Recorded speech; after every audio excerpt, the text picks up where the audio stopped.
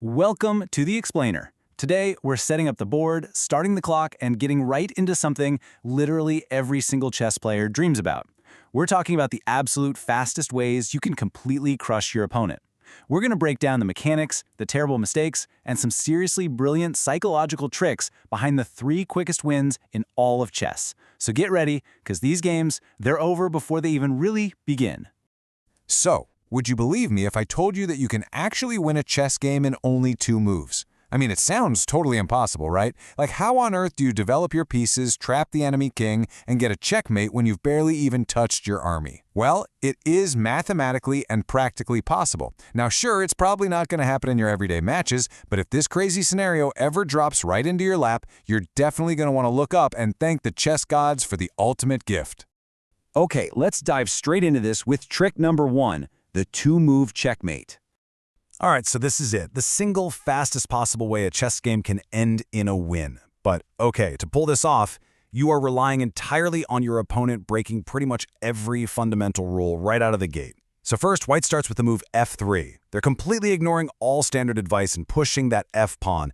And what this does is it fatally opens up a massive diagonal pointing straight at their own king. Next, as black, you just push your e-pawn. And that's crucial because it opens up a nice, clear pathway for your queen. Then white continues the absolute madness by pushing their g-pawn up to g4. And wow, that is the fatal blunder.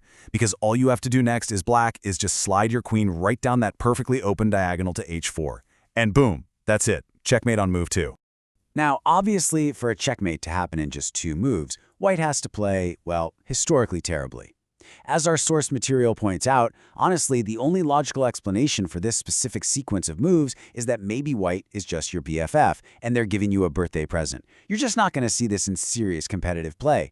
But, it does perfectly illustrate the geometric danger of moving that f-pawn and exposing your king way too early in the game. All right, let's escalate this to something you might actually pull off. Trick number 2, the 6-move masterpiece.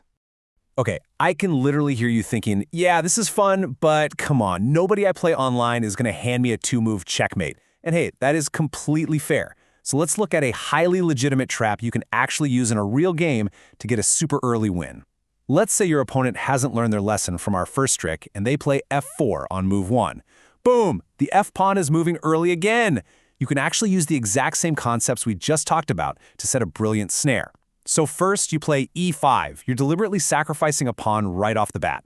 If white takes that pawn, you follow up by going fishing with your d-pawn, pushing it up to d6. You're basically baiting them here. And if white takes that pawn too, you just calmly recapture with your bishop. Now the board is primed. Your pieces are staring down white's slightly weakened king side with some serious aggression.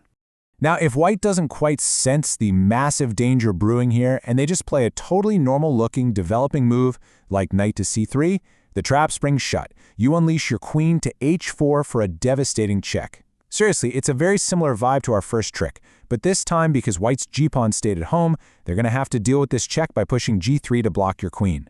But here's the kicker. You don't retreat. Instead, you do the unthinkable. As black, you simply take the g3 pawn with your queen. Okay, so you are now staring down the barrel of sacrificing your absolute most powerful piece. I mean, sure, you could have actually taken that g3 pawn with your bishop instead, but honestly, where's the fun in that? If you're a fan of, pretty chess, this is your moment. Be Van Gogh. Paint a masterpiece right there on the board. You are making the artistic choice to sacrifice your queen by leaving her sitting right in the line of fire. It's a massive psychological shock to your opponent, and it sets up an absolutely beautiful forced finish. So the real tension here is how we resolve this. White, seeing a completely free queen, obviously takes it with their h-pawn. But the split second they do that, the trap is complete. You slide your bishop down to capture on g3, and checkmate. No way out. It took 6 moves instead of 2, but you can definitely see the clear similarities to our first trick, right? The fundamental takeaway here is universal. When somebody moves their f-pawn early in the opening, very, very bad things happen. Their king gets exposed on the diagonal, and a well-placed queen and bishop can end the whole shebang before it really even starts. All right, let's move on to our final scenario. Trick 3, the pre-move punishment. So we've covered the theoretical birthday present and that beautiful 6-move trap. But this final trick, it's a hilarious 3-move exploit that relies 100% on online gaming psychology and the insanely fast pace of internet chess. But real quick, just to make sure we're all on the same page, let's define a term for the non-gamers out there. A pre-move is this feature in online chess where you actually select your next move on the screen while it's still your opponent's turn. You literally lock it in ahead of time. And why do people do this? Well, so that the absolute second your opponent finishes their turn, your move fires off instantly, which saves you precious seconds on the game clock. It's super common in fast games, but as we're about to see, it comes with a massive, massive built-in risk. Okay, let's walk through the sequence and see exactly how this trap gets built. White starts the game with d4, black responds with g6. Now, a lot of people playing white in this position know exactly what black's strategy is here. Black intends to follow up by playing their bishop to g7. That's literally the whole point of playing g6. So knowing this is their plan, black will very often just go ahead and pre-move bishop to g7. They lock it in, totally assuming white is just going to play a normal developing move, which would let black instantly deploy their bishop without losing even a fraction of a second on the clock. And this right here brilliantly illustrates the huge difference between physical, over-the-board chess and digital chess. Because black is so likely to be pre-moving, white decides to be a huge gambler. White plays this unbelievably crazy move, bishop to h6. Now, in any real-life chess game, this would be, without a doubt, the absolute worst move you could possibly make. It is literally the only move on the board that just throws away a piece for absolutely nothing.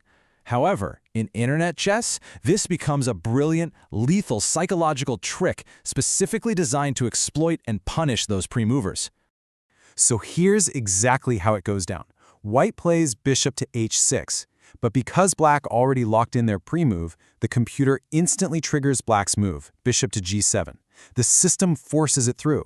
Because it was pre-selected, black is literally not allowed to change their mind and capture white's invading bishop on h6. The move was already locked in, so white's bishop is now just sitting there totally safe, and on the very next turn, white simply plays bishop takes g7, and honestly, in almost every game where this happens, black just resigns immediately on move 3. They've already lost a bishop, and there is absolutely nothing they can do to stop white from taking their rook on the next turn. It's brutal. Now, you might be sitting there thinking, okay, this is just a cheap parlor trick. That's only going to work on beginners who don't know how to manage a mouse. But you would actually be wrong. This exact 3-move pre-move punishment has successfully fooled literally dozens of grandmasters. That's right, players at the absolute highest level of the game have fallen for this trick in fast online time controls. It just goes to show you that when that clock is ticking down, human psychology and the habit of just anticipating standard moves can completely override a lifetime of chess mastery. So, we've seen the 2-move blunder, the 6-move Van Gogh masterpiece, and the brutal internet pre-move punishment. The final question I have for you today is this. Are you enough of a gambling boy or girl to actually try these tricks in your next game? Whether you're looking to punish a poorly placed f-pawn or exploit some speed demon internet player, these tactics prove that sometimes the absolute quickest wins come from just seizing the exact moment your opponent slips up. Thanks so much for joining me on this explainer, and hey, good luck out there on the 64 squares.